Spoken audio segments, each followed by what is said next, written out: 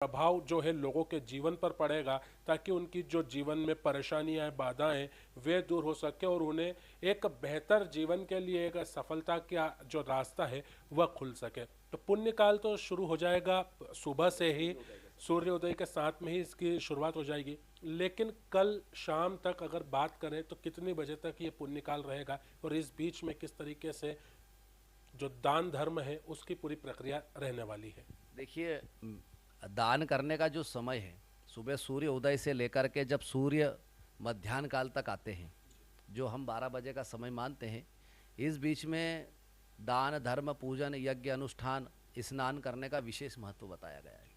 जब सूर्य चूँकि मकर राशि में प्रवेश करते हैं तो मकर राशि के स्वामी शनि हैं, और शनि देवता से जुड़े दान यहाँ पर हमें करने चाहिए। जो तिल है वो उससे तेल निकलता है, तो शनि की कहीं ना कहीं धातु है, शनि का मतलब शनि की वस्तु है तिल, तो हम यहाँ पर गुड़ और तिल का दान करते हैं। इस दिन गरीबों को आप भोजन करवाएं, तेल से बनी हुई चीज़ें आप उन्हें बांटें, कंबल का दान करें, और कहीं पर भी जाकर के आप तीर्थ में जाकर के स्नान करें, गाय को घास खिलाएं, और शनि से जुड़ी जो चीज़ें हैं, तिल है, तेल है, कंबल है, वस्त्र है, चप्पलें हैं, इस प्रकार की चीज़ों को आपको गरीबों को दान करना चाहिए। इसके बाद में स्नान करने के बाद में गरीबों को दान दे करके फिर आप ब्राह्मण को भी यहाँ पर जो है खाने की सामग्रियाँ हैं, आप मंदिरों में जाकर के जो आपसे बने यथाशक्ति है ना, वो आप गुड़ है, घी है, दाल है, अनाज है, आटा है, वस्त्र है, ये चीज़ें दान करें। तो इस प्रकार से अगर आप ये चीज़ें दान करेंगे तो आपके जो भी मतलब पिछले दक्षिणायन सूर्य के समय पे जो भी नकारात्मक ऊर्जाएं आपसे जुड़ी है, वो नकारात्मक ऊर्जाओं का कहीं ना कहीं उनका प्रभाव खत्म होगा आपके ऊपर से। इसलिए इसको दान का समय बताया गया है मकर संक्रांति को विशेष रूप से, क्योंकि दक्षिणायन सूर्य में हमारे साथ जो नकारात्मक ऊर्जाएं जुड़ी, उन नकारात्मक ऊर्जाओं को खत्म करके उत्तरायण सूर्य की ओर जब हम जाते हैं तो उस दक्षिणायन सूर्य के समय जो ऊर्जाएं जुड़ी उनको हम पीछे छोड़ के नई ऊर्जा में प्रवेश करें, इसलिए यहाँ दान का महत्व बढ़ जाता है। तो आप यहाँ पर शनि से जुड़ी चीज़ें दान करें, और यहाँ पर गौशाला में दान करें, आश्रमों में दान करें, गरीब असहाय लोगों को दान करें, तो उनके आशीर्वाद भी आपको प्राप्त होंगे। और भगवान जो शनि हैं वो दुख दरिद्र और जो परेशान लोग हैं, जो गरीब लोग हैं, जो मजदूर लोग हैं, उनका वो शनि देवता उनका प्रतिनिधित्व करते हैं। तो इन लोगों को जब आप दान करते हैं तो आपके शनि जो है वो प्रसन्न होते हैं। और वैसे भी कलयुग में शनि जो है प्रधान न्यायाधीश की भूमिका में, और मकर और कुंभ राशि के स्वामी हैं। तो आप जब ये दान करते हैं तो उनकी कृपा, उनकी छत्र छाया भी आपको कहीं ना कहीं प्राप्त होती है। इसलिए मकर संक्रांति के दिन आपको ये चीज़ें दान करना चाहिए। और उत्तरायण जो सूर्य हुए हैं उसका आनंद ले, जीवन में सकारात्मक ऊर्जा और उत्साह का जो संचार हो रहा है उसका आनंद लेकर के आगे बढ़े, और गुड़ लड्डू आदि मीठे पकवान खाएं, लोगों को खिलाएं। इस दिन हमारे यहाँ पर पतंग भी उड़ाई जाती है ना, गाँव में आज भी प्रथाएं, गिल्ली डंडा खेला जाता है। तो ये सब जो प्रथाएं बनी है इसका आनंद लें। और इसके अलावा मूंगफली, तिल, गुड़ आदि नई चीज़ों से यहाँ पर जो नई फसल आती है उसको भगवान को दान किया जाता है। घर में हवन पूजन यज्ञ किए जाते हैं। गाय को चारा खिलाएं, भगवान सूर्य को जल दें, शनि महाराज को तिल तेल चढ़ाएं, कंबल है, वस्त्र है, चप्पल हैं, ये दान करें। इस प्रकार तीर्थों में जाकर के स्नान करें। इस दिन संधि काल में पितरों के लिए तर्पण पिंड आदि भी आप कर सकते हैं। इस प्रकार की चीज़ें अगर आप करते हैं तो आपके जीवन में आनंद बना रहेगा, और भगवान सूर्य नारायण की और भगवान शनि देव की विशेष कृपा आपको प्राप्त होगी। इस प्रकार की चीज़ें करेंगे तो सूर्य और शनि, पिता और पुत्र दोनों की कृपा और दया आपको मिलेगी, और आप उसके प्रभाव से आप और आपके पिता और आपके पुत्र, वहाँ पर आपके संबंध और मधुर होंगे। आपके स्वास्थ्य में, पिता के स्वास्थ्य में, पुत्र के लिए स्वास्थ्य में ये समय आपको और उनका आशीर्वाद आपको मिलेगा। तो आपके संबंध में, आपके व्यवहार में, आपके परिवार के स्वास्थ्य में उन्नति होगी, आपके जीवन में उत्साह आएगा, आपके जीवन में कार्य करने की आपको प्रेरणा मिलेगी, आत्मबल मिलेगा। भगवान सूर्य जो है आत्मा के कारक है, तो सूर्य जो है साहस, पराक्रम, आत्मबल के कारक ग्रह है, तो आपके आत्मबल को बढ़ाएगा। शनि जो देवता है वो मेहनत के कारक है, आपको अपने कार्य क्षेत्र में मेहनत करने की शक्ति मिलेगी, आप परिश्रम ज़्यादा करना सीखेंगे, मेहनती हो जाएंगे, और आप भगवान सूर्य और शनि दोनों का आशीर्वाद को विशेष रूप से प्राप्त होगा। इसलिए संक्रांति पर्व काल में, मकर संक्रांति के समय पर विशेष रूप से दान धर्म किया जाता है, ताकि शनि भगवान और भगवान सूर्य नारायण दोनों की दया और आशीर्वाद और कृपा हमको प्राप्त होवे। जी, बिल्कुल। कार्यक्रम का हम समापन करें, लेकिन उसके पहले कुछ खास टिप्स पंडित जी से जान लेते हैं, जो टिप्स आपके जीवन में बहुत उपयोगी रहेगी। पंडित जी, बड़ा पर्व है, तमाम जानकारियाँ आपने दी कि किस तरीके से सूर्य नारायण भगवान का पूजन करें, किस तरीके से शनिदेव का पूजन करें, किस तरीके से दान धर्म करके अपने जीवन को सफल बनाएं। कार्यक्रम के अंत में एक खास टिप्स जो हमारे तमाम दर्शकों को उनके जीवन में खास उपयोगी साबित हो। देखिए, यहाँ पर हम जब भी यहाँ आप लोगों से जुड़े हैं तो कुछ नया आपको हम बताते रहे हैं, लेकिन कल संक्रांति पर्व काल है, तो इस पर एक विशेष उपाय मैं आपको बताता हूँ कि भगवान सूर्य मकर राशि में प्रवेश कर रहे हैं, तो आप अपने घर पर भगवान सूर्य का कोई स्तोत्र पाठ करें, आदित्य हृदय स्तोत्र का पाठ करें।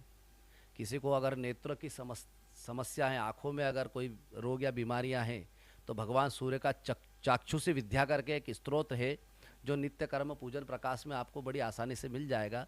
या आजकल तो इंटरनेट का समय है, तो आप गूगल पे भी सर्च करके उसको ले सकते हैं। चाक्षुषी विद्या के कल आप यथाशक्ति 11, 21, 51, 108 जो आपसे बने पाठ करें, और उस चाक्षुषी विद्या के पाठ से तांबे के लोटे में जल भर के पीपल के पत्ते से उसको आप अभिमंत्रित करके उससे अपने नेत्रों को धोएं, उस जल को पिएं। और आप भगवान सूर्य से जुड़ा हुआ कोई भी अगर आप अनुष्ठान करना चाहते हैं, सूर्य को बलवान करना चाहते, तो आप मकर संक्रांति पर्व काल से कल से इसको आरंभ करें। या इसके अलावा आप किसी भी कोई देवी शक्ति के द्वारा अपना कोई कार्य सिद्ध करना चाहते हैं, तो कल से आप विशेष रूप से उस देवता के निमित्त कल से अगर आप कोई पूजन पाठ ये या कोई भी अनुष्ठान अगर आरंभ करेंगे, तो आपको शीघ्र अतिशीघ्र अपने कार्य में सफलता जरूर मिलेगी। लेकिन कल भगवान सूर्य मकर राशि में प्रवेश कर रहे हैं, तो भगवान सूर्य से विशेष रूप से सूर्य के निमित्त अगर आप कोई दान करते हैं, कोई अनुष्ठान करते हैं, कोई मंत्र पढ़ते हैं, भगवान सूर्य का कोई स्तोत्र या कोई मंत्र जाप करते हैं, तो भगवान सूर्य की कृपा आपको मिलेगी। और आपकी जन्म पत्रिका में सूर्य कहीं निर्बल है, कमज़ोर है, पीड़ित है, तो भगवान सूर्य का उससे बल बढ़ेगा, और भगवान के सूर्य के बलवान होने से आपको जीवन में मान सम्मान की स्थिति बढ़ेगी, आपके कार्य क्षेत्र में आपकी स्थिति बढ़ेगी, आपके पिता से आपके संबंध मधुर होंगे, और आपके जो जो कार्यों में बाधा आ रही वो कार्यों में आपको लाभ होने की स्थिति आएगी। तो इस दिन विशेष करके मेरा मानना है कि भगवान सूर्य की आराधना करने से विशेष लाभ आप लोगों को हो सकता है। हमसे बात करने के लिए धन्यवाद पंडित जी। सभी को एक बार पुनः मकर संक्रांति पर्व काल की हार्दिक और आनंदमयी शुभकामनाएं।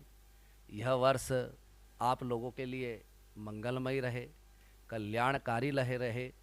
आप लोगों का परमात्मा कल्याण करे, ईश्वर सदैव आप लोगों का भला करे, आपके जीवन में सुख रहे, आनंद रहे, आपके जीवन में हमेशा उन्नति आपकी होती रहे, आपके सोचे कार्यों में आपको सफलता मिलती रहे। यही मेरा आप सभी लोगों को इस मकर संक्रांति पर्व काल पे इस चैनल के माध्यम से, इस हमारे टाइम मीडिया के माध्यम से आप लोगों को इस मकर संक्रांति पर्व काल की बहुत बहुत शुभकामनाएं। ईश्वर सदैव आपका मंगल और कल्याण करता रहे, यही एक मेरी तरफ से शुभकामना इस ब्राह्मण की तरफ से आप सभी लोगों को। हर हर महादेव। धन्यवाद पंडित जी। तो ये थे ज्योतिषाचार्य पंडित जयदीप शर्मा, जो बता रहे थे कि मकर संक्रांति जो पर्व है, सुबह सूर्योदय का जो समय है, और मकर राशि में जब सूर्य देव जब प्रवेश करेंगे तो 6:45 का वह समय रहेगा, और इसी के साथ में पुण्य काल की भी शुरुआत हो जाएगी। और इस पुण्य काल के दौरान आप पूरे दिन जो है पंडित जी ने जो समय बताए हैं, आप अलग अलग सामग्रियों का दान कर सकते हैं, आप गाय माता की सेवा कर सकते हैं, उन्हें घास खिला सकते हैं, आप मंदिरों में पहुंच करके ब्राह्मणों को दान कर सकते हैं। खास तौर पर तिल और गुड़ का दान अगर आप इस दिन करेंगे तो निश्चित रूप से आपको सफलताएं प्राप्त होगी। साथ ही साथ जिस तरीके से पंडित जी ने बताया कि सूर्य देव मकर राशि में प्रवेश करेंगे और मकर राशि जो है उसके जो स्वामी है शनि है और शनि के पिता सूर्य देव हैं। ऐसे में तमाम जो योग बन रहे हैं वे खासे योग बन रहे हैं। हालांकि बाघ पर सवार होकर के यह दिन आ रहा है, उसके जो उप सवारी है घोड़े के रूप में है। ऐसे में कई काल चक्र भी इसमें बदलाव देखने को मिलेंगे, अलग अलग क्षेत्रों में इसका असर भी देखने को मिलेगा। प्रयागराज में भी कुंभ की शुरुआत हो चुकी और मकर संक्रांति पर पहला शाही स्नान होगा। ऐसे में आप भी अपने घरों के नज़दीक, अपने शहरों के नज़दीक जो पवित्र नदियां हैं वहां पर पहुंच करके आप इस पर्व पर स्नान करें ताकि आपको कई गुना फल मिल सकता है। अलग अलग सनातन धर्म में अलग अलग परंपराएं हैं, उन्हीं परंपराओं में से एक मकर संक्रांति है जो खास तौर पर दान के रूप में जानी और पहचानी जाती है। तो आप निश्चित रूप से एक विश्वास रख करके दान पुण्य करें और इस पर्व का लाभ उठाएं। साथ ही एक अपील टाइम मीडिया सिटी हलचल की ओर से कि कल मकर संक्रांति का पर्व है, आसमानों में सतरंगी पतंगे उड़ाई जाएंगी।